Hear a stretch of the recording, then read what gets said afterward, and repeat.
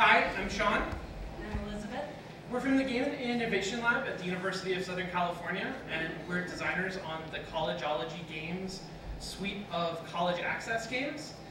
Today we're going to talk a little bit about one of our games, Futurebound, and we're going to focus specifically on our design process and the role that local Los Angeles kids play in it. But first, because some of you might not be familiar with the game, here's a short trailer that should give you a taste of it.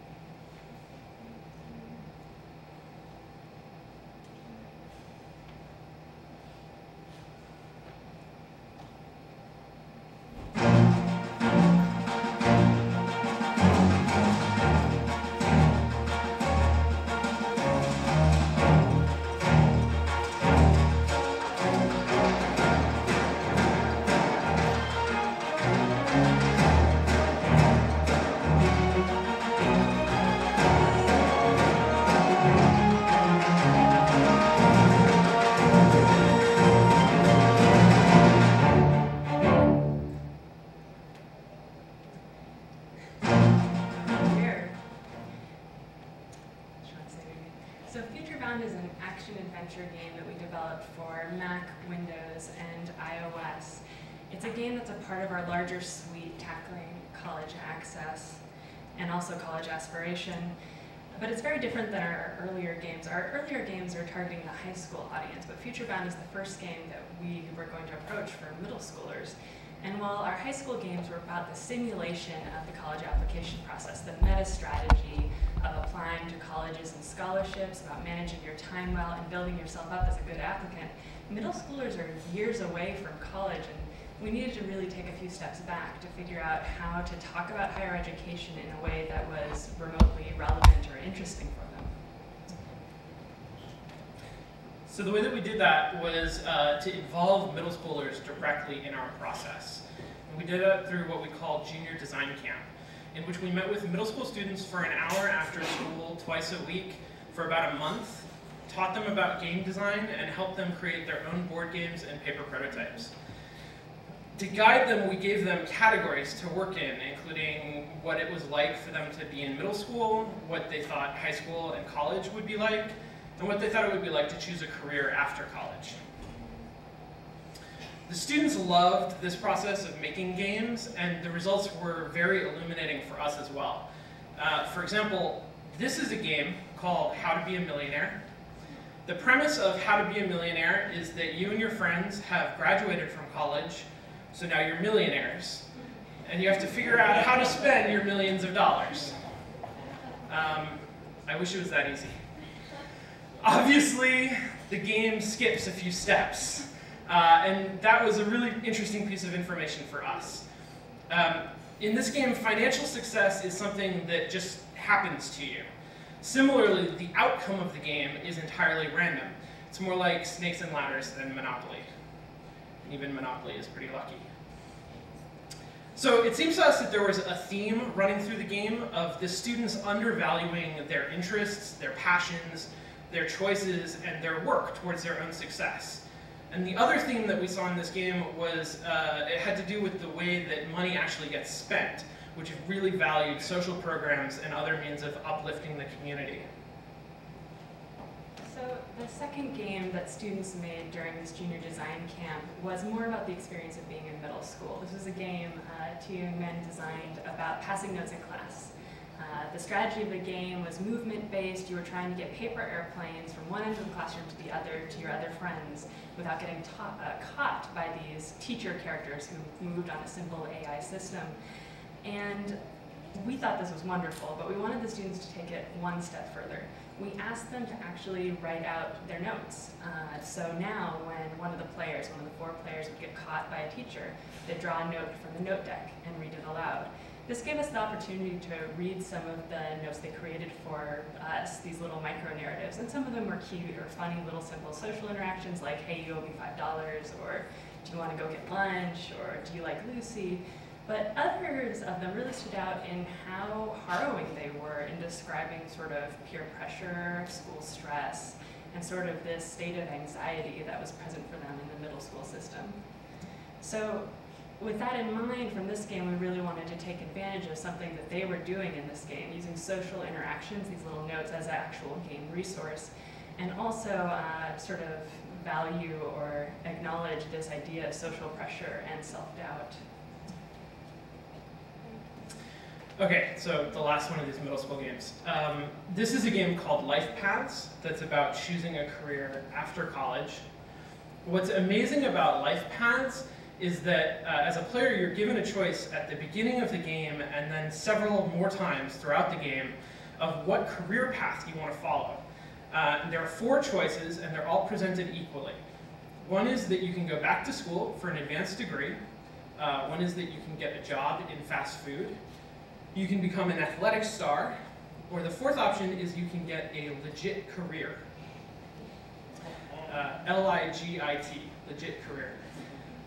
What's really interesting is that when we asked the designer to unpack that term, legit career, he had a real hard time doing it. He said it's a normal job, like a doctor or a lawyer or an archaeologist. But he had trouble articulating other examples of what exactly might be included in the entire range of potential career choices. 3 interesting themes that we saw in this game. One was obviously that shallow understanding of potential careers. Another was the fact that legit career for this designer didn't seem to represent anything he was excited or passionate about. The job he wanted, to be an athlete, isn't a normal job in the game and also in real life, but it's still an interesting perspective to see him design that way. And finally, the idea that in the game you have the opportunity to change careers several times. That seemed to be, to really have a sense of exploration about it that we kind of really liked. So after we finished the junior design camp process, we began narrowing in on our personal learning goals for our project. And they sort of encompass some of the things we've talked about, the idea that we want to broaden the idea of possible career paths and the role higher education plays in reaching them, the kinds of ways you can show passion and interest in middle school and how that can smooth the transition into high school, as well as sort of the positive impact, being very active, having a sense of self-efficacy, and being an advocate for yourself can play in getting on the right track for education, in addition to the fact that your peers and your teachers are resources for you and can help you reach your dreams. So in this talk, we're mostly going to talk about the systems of our game, which focus more narrowly on these 4 elements: the idea of anxiety and doubt as an antagonizing force, career ambitions as a gateway to the future, interests as a resource that can be cultivated within yourself, demonstrated within the school, and encouraged in others, and as well as the idea that social interaction is very focal to the middle school experience. So when we went back to our lab, one of our first prototypes had to do with this idea of social interaction as a resource. You could sort of explore a middle school, talk to other characters, and make some choices while trying to survive a simple plot line, which was about starting a new school club. So this is an example of one of the choices you could make. It's a very text-based prototype. Depending on the road you took, you would skill up in a couple areas. In this example, you might skill up in your experimenting or in your debate skills. You accrue these skill points in this prototype, which are then tested by challenges later in the story. And when you're successful in these challenges, you would gain passion, which is what you needed to win the game. But if you fail these challenges, you would accrue doubt, which was a way to lose. So that was neat, and that was fun to make, and it was kind of fun to play, but it was very abstract. The game takes place entirely in a sort of conversation tree space. And we knew from talking to middle school students that what we really wanted was something more action-oriented. So for our next prototype, we took the concept of doubts and turned them into actual creatures, little monsters that would chase you around the school as you talked to your friends and tried to complete quests. In this version, doubts weren't just consequences, they were something that you had to confront and even fight against. So how did you do that? With superpowers. You got powers by assuming different identities, which essentially represented career ambitions. If you identified as a sculptor, for example, you could set a trap for your doubts. If you identified as a writer, then you could summon Mary Shelley to come and fight with you. And we devised this amazingly complicated system for assuming new identities that was based on collecting different types of passion and following a path through this identity circle. The identity circle was meant to convey a breadth of career options and also that interests and skill sets overlap between different careers, which was a really neat idea, but the way that we laid it out ended up feeling very artificial. Also, it was really complicated. As you can see, some versions were more complicated than others, and as we tried to add new careers and new interest areas, they got even more complicated. Also, we had careers like sculptor, which failed to resonate in a significant way with our middle school audience. Like the designer of life paths, we were having a really hard time articulating the breadth of interconnected, legit careers. So, as we often do, we went back to the kids at this point. We were stuck, so we did a number of focus tests in the middle schools, and this is an example of a focus test that we call the Awesome Wall Test. We wrote out careers on 50 Post-it notes, handed them to kids, and say, okay, this is the awesome wall. Put the awesome jobs on this end, it's a big spectrum, boring jobs over there, have at it. So each student had sort of ownership over a little pack of careers, and they would place them, they would debate amongst themselves. Some students would be like, oh no, that's, and explain what a career was to their friend who might not know what it is. And in the end, we had a really interesting spread and some interesting information there. Not only did we get some information about how they perceived these various careers, but also how strong uncertainty played in making something boring. Things would end up on the boring side just because the students didn't know what they were, and as soon as someone explained it to them, they're like, oh my god, that's so cool, and they'd bring it over to the awesome side. Also importantly, we learned how much vocabulary plays in making something really awesome. For example, journalists, super boring.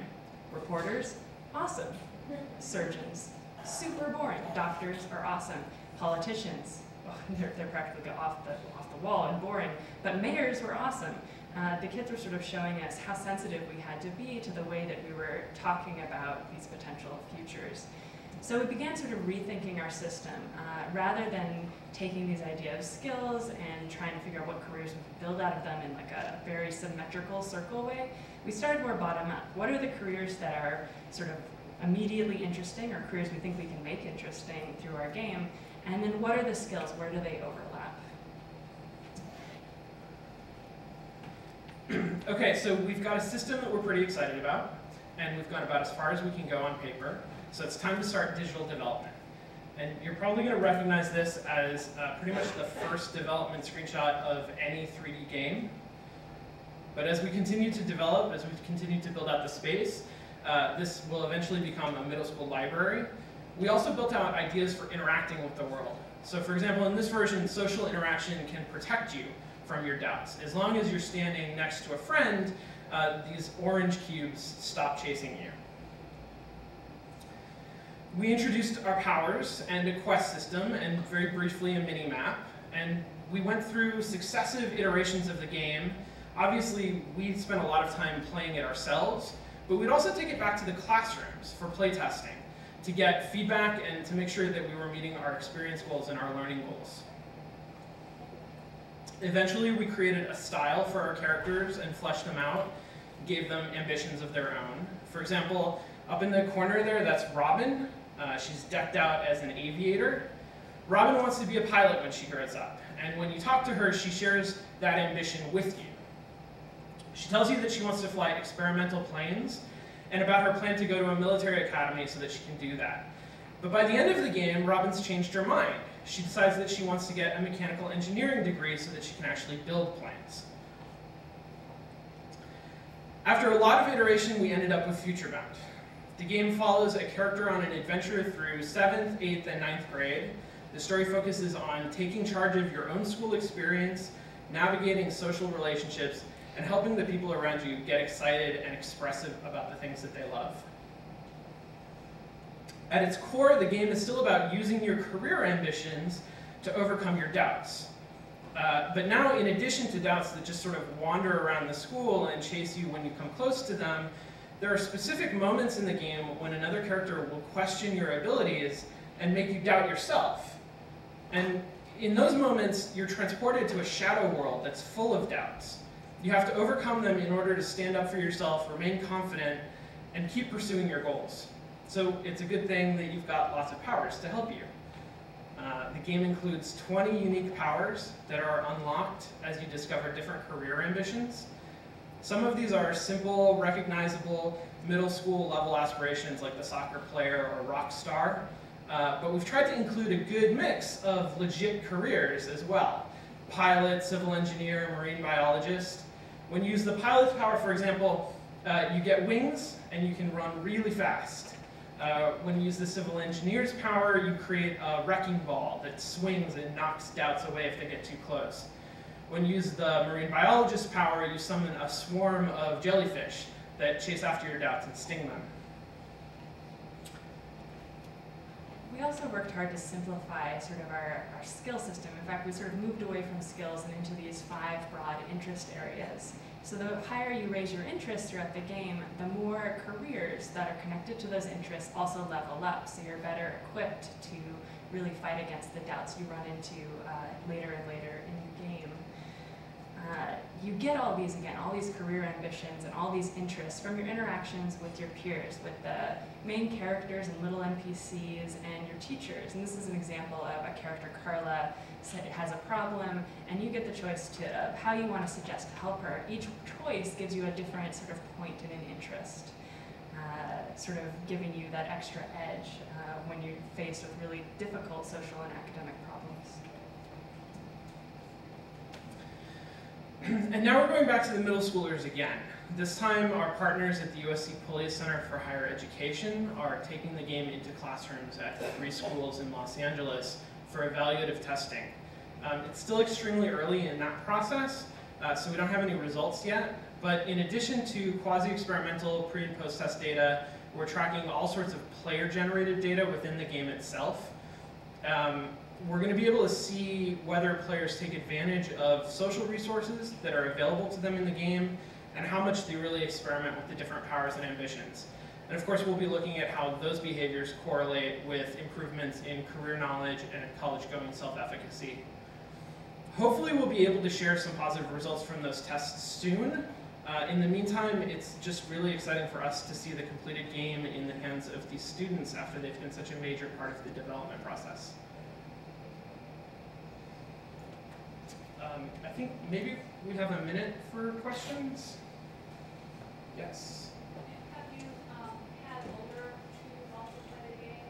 For example, high school or even college freshmen? I'm just curious on what their reaction. Yeah, so the question is, have we had older students, high school or college students play the game? A little bit, not in any sort of official, we haven't brought it out to any of them. We've play tested with our peers at USC a little bit, but not more than that. What was the reaction? Positive. I mean, the message of the game is very young for that age, certainly, and even for high school, I think. And the game itself is very sort of whimsical and playful. It's not really made for a high school audience, but in general, people like playing the game. Isn't the issue the game is more focused on these systems of like fighting off monsters rather than necessarily engendering interest in these careers for kids? Are you certain that this game is promoting interest in these careers rather than simply having kids just play the game? That's a really good question. It's really hard to balance that line. Oh, so sorry. The question was, are we worried that the focus will be too much on playing and fighting the monsters, on playing that aspect of the game rather than developing these interesting careers or college going? And it's a really good question. When we came to the middle school game, we knew that we wanted to be a little more playful than our high school games, which are fun but very sort of deeply strategic and less action-oriented. So we are straddling that line. But we really think that the career system and the elements that feed into even the battle are reflective of our learning goals. The idea of experimenting rather than It's not about choosing what you want to be when you grow up. It's about dabbling, about hearing these stories that other characters bring to you, about why they think this career is amazing and what they think their path will be. We're not trying to get students necessarily to go, okay, now I'm going to do this and this and this, but rather to say, oh, there's so many things that people like to do. They're all thinking about college before doing it, and meanwhile I'm navigating this storyline that's about how to survive academically in middle school, and sort of understanding that just being interested in things is okay and really great. Thanks. I think that's all the time we have for questions. We'd love to continue to engage with you, so you can find us on Twitter, and you can find more information about the game at collegeologygames.com. But only if you can spell it. Yep. Thanks.